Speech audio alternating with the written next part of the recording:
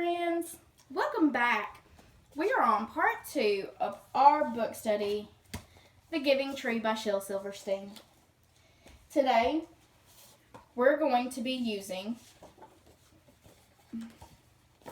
a prediction, which is when we use clues to make a guess to what may happen, our schema, what we know, to make an inference. And an inference is when you use clues and what you know to make sense of what you are reading. So I'm going to start out by first, we're going to go back over our vocabulary words. Remember, bark is the outside part of the tree trunk. And remember, we're going to label a real tree later. So I want you to continue watching the videos so that way we can label a tree with our vocabulary words. So here's bark. The canopy. This is the canopy.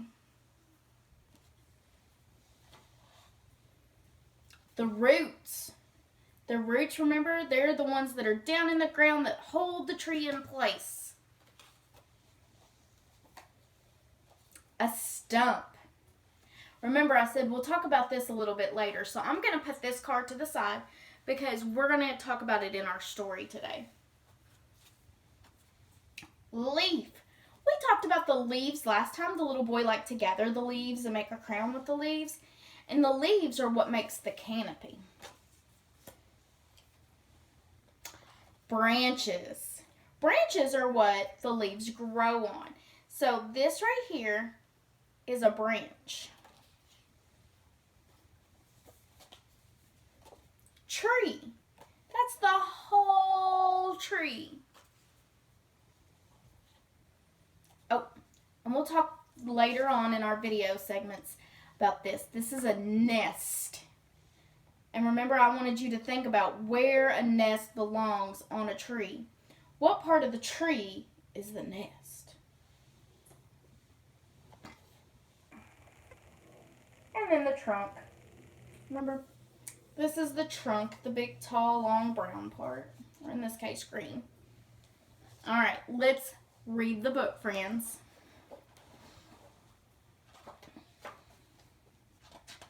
The Giving Tree by Shel Silverstein.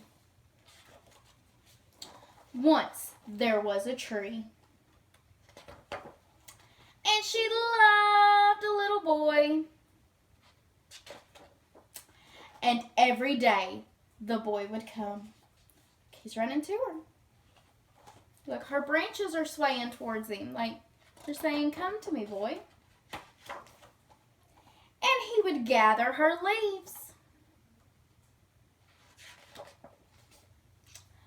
and make them into a crown and play king of the forest.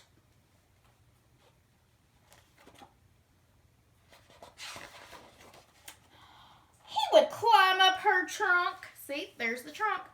But there's his little toes and his little fingers and his shoes on the ground. And he would swing from her branches.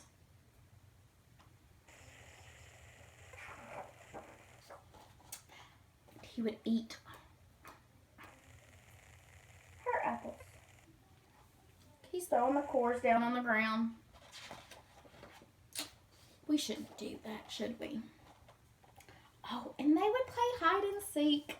Look, he hid behind a rock, and the tree found him. And when he was tired, he would sleep in her shade. See, that's where the canopy is. The canopy is what gives the shade to the little boy.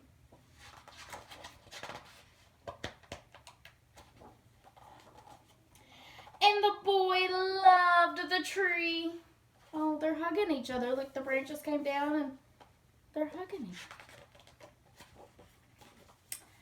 Oh, very much. Look, he put a little heart with me and T for tree in it.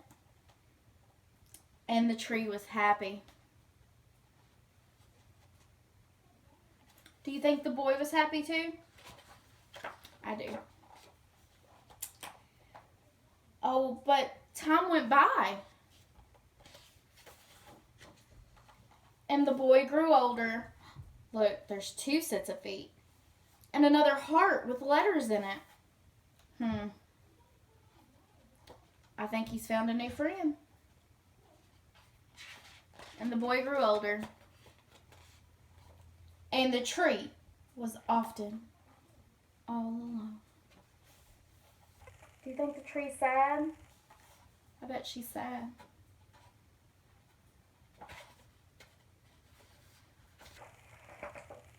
Then, one day, the boy came to the tree. And the tree said, "Come, boy, come, and climb and eat my apples and play in my shade and be happy." "I'm too big to climb and play," said the boy. "I want to buy things and have fun. I want some money. Can you give me some money?" "I'm sorry," said the tree, "but I have no money. I have only leaves and apples." "Take my apples, boy, and sell them in the city. Then you will have money and you will be happy."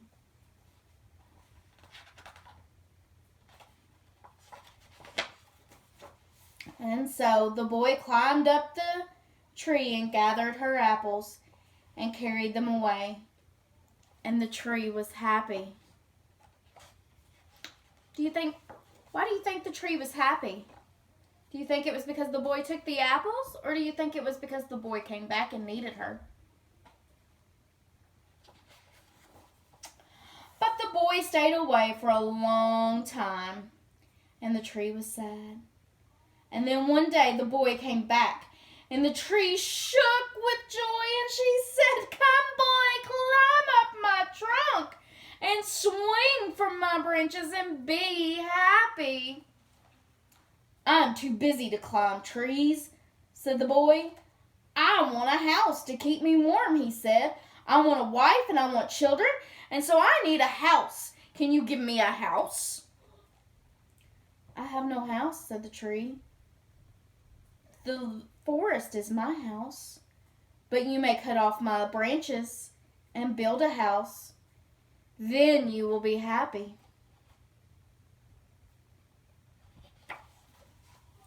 And so the boy cut off all her branches, carried them away to build his house. It's a lot of branches. Do you think there's enough branches on one tree to build an entire house?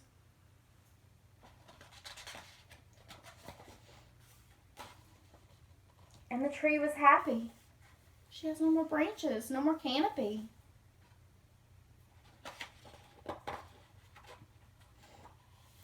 But the boy stayed away for a long time, and when he came back, the tree was so happy she could hardly squeak. "Come, boy," she whispered, "come and play." "I'm too old and sad to play," said the boy. "I want a boat that will take me far away from here. Can you give me a boat?" "Oh, cut down my trunk and make a boat," said the tree. "Then you can sail away and be happy." And so the boy cut down her trunk and made a boat and sailed away. There's not much left over.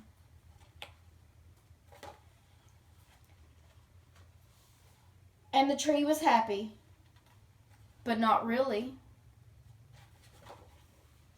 After a long time, the boy came back again. "I'm sorry, boy," said the tree, "but I have nothing left to give you. My apples are gone." "My teeth are too weak for apples," said the boy. "My branches are gone," said the tree. "You cannot swing on them." "I am too old to swing on branches," said the boy. "My trunk is gone," said the tree. "You cannot climb." "I am too tired to climb," said the boy. "I am sorry," sighed the tree. "I wish that I could give you something, but I have nothing left. I am just an old stump." Remember? That was one of our vocabulary words. Stump. This is a stump. When you cut a tree down and it's just got the roots and a little bit of the trunk left, that's a stump. She said, I am sorry. I don't need very much now, said the boy. Just a quiet place to sit and rest. I am very tired. Well, said the tree, straightening herself up as much as she could. Well, an old stump is good for sitting and resting. Come, boy, sit down. Sit down and rest. And the boy did. And the tree was happy. The end. So, we finally figured out what this word stump was. And it's just a little part of the tree with the roots. Now, we are going to make our inference by using the clues and what we know to make sense of what we are reading.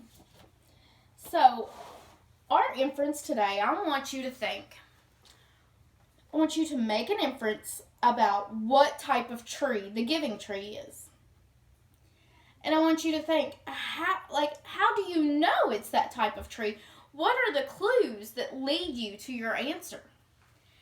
And you can write a sentence, draw a picture, or talk to someone at home about it. So, I know that the tree has leaves and branches and apples. So I'm going to think really hard, and I'm going to think about what type of tree that could be. Well, I know it's not a pear tree because it didn't have pears on it. So I'm going to think a little harder. I want you to think too. And I want you to tell your moms or your dads or your grandmas, grandpas, whoever's at home with you right now.